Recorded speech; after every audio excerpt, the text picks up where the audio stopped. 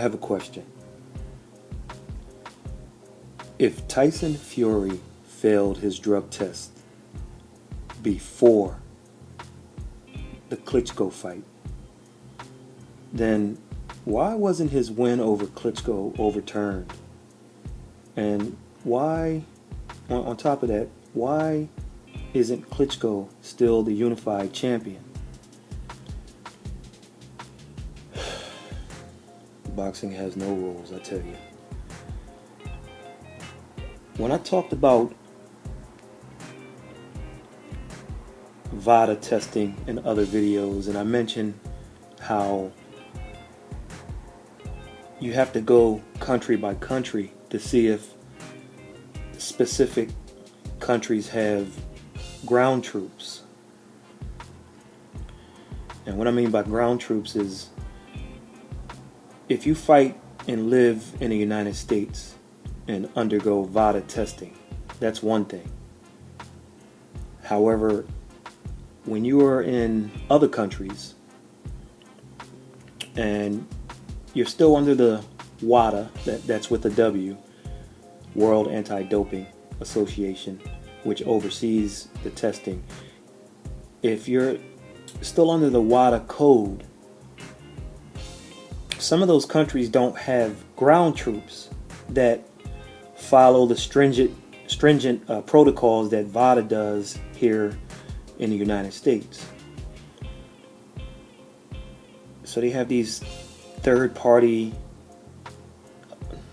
allegedly trustworthy people. And now in the UK, they have something called UKAD, UKAD,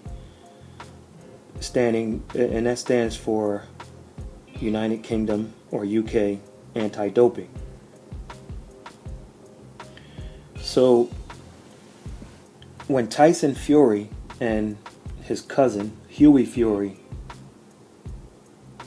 were not only reported to fail drug tests, but they failed for the same drug initially,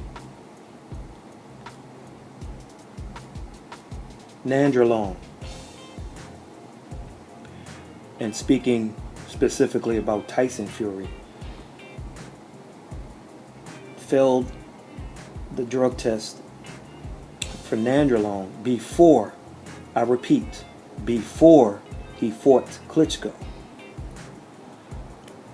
Now later on, prior to the rematch, right before the rematch, Tyson Fury failed another test, a second test. This one was for cocaine before, the Klitschko rematch.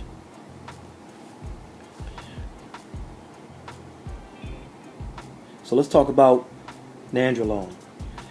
Nandrolone is a male sex hormone. Yeah, maybe the guy needed it, even though the body can produce it naturally.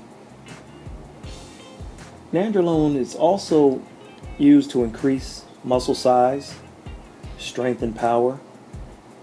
It aids in recovery from injuries, and it allows athletes to train harder and for longer periods of time. It can also be taken as an anabolic steroid and is on the World Anti-Doping Agency, WADA, banned list.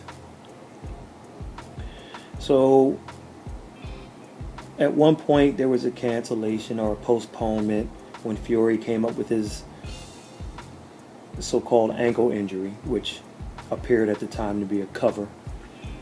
Then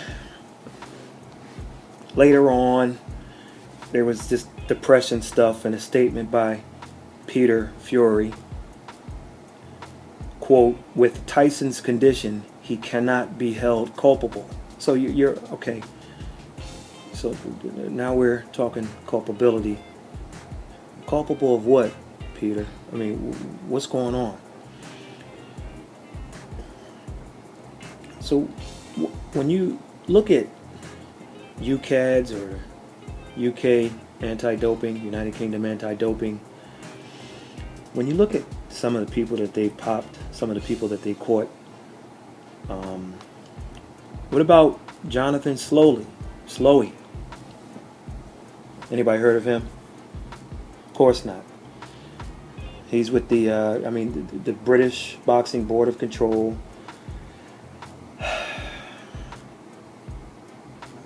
He had a violation, took a stimulant, presence of a prohibited substance or its metabolites or markers in an athlete's sample, basically meaning he failed a drug test. And he got a 3-year ban from September 25th, 2015 to September 24th, 2018. 3-year ban. What about Jeremy Wilson? You ever heard of him? Of course you haven't. British Boxing Board of Control, BBB of C. When you hear most people say it, we like to say things, spell things out here, say things the long way. Rule violated, presence of a prohibited substance or its metabolites or markers in an athlete's sample. Furosemide, a diuretic, and other masking agents. 2 guys. He got a 2-year suspension from December 21st, 2015 to December 19th, 2017. I don't know. Maybe something falls on a Sunday. I don't know. So those are 2 guys, 2 UK guys, or at least UCAD tested guys, which falls under WADA, which is the answer to VADA over here. 2 guys you never heard of, right? Got their suspensions. What about the big name guys? What about the Furies? Well, let alone all the rugby and cycling and rowing and ice hockey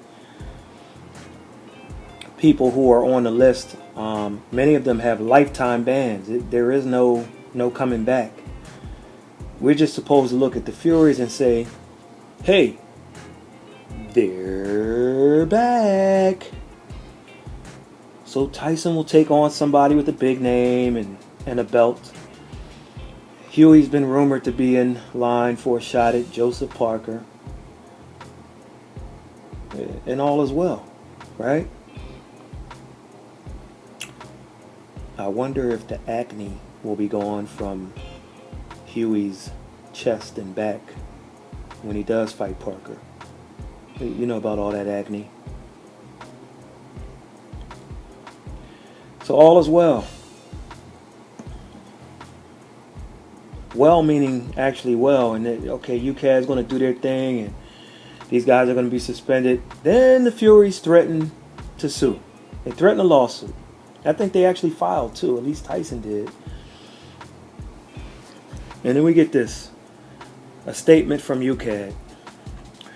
In response to public comments made by Tyson and Hughie Fury's representatives, UK anti-doping can confirm that both boxers were charged on 24th June 2016 with presence of a prohibited substance.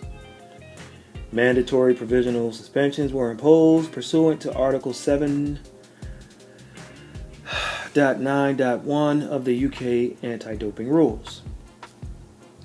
The UK anti-doping rules allow athletes to challenge the imposition of a provisional suspension, and the NADP today lifted the athlete's suspensions, pending full determination of the charges.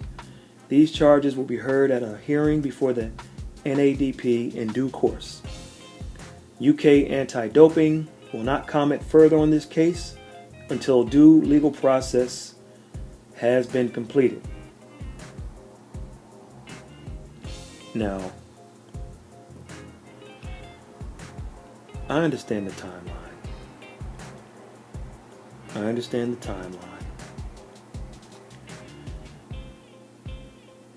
The test results came in months before the fight with Vladimir Klitschko. So when I say before, I don't mean like the week of the fight or anything like that. It came in months before. But it was kept a secret from Klitschko until sometime after the fight. After the fight. A fight he lost. A fight he lost to Tyson Fury. You tell me.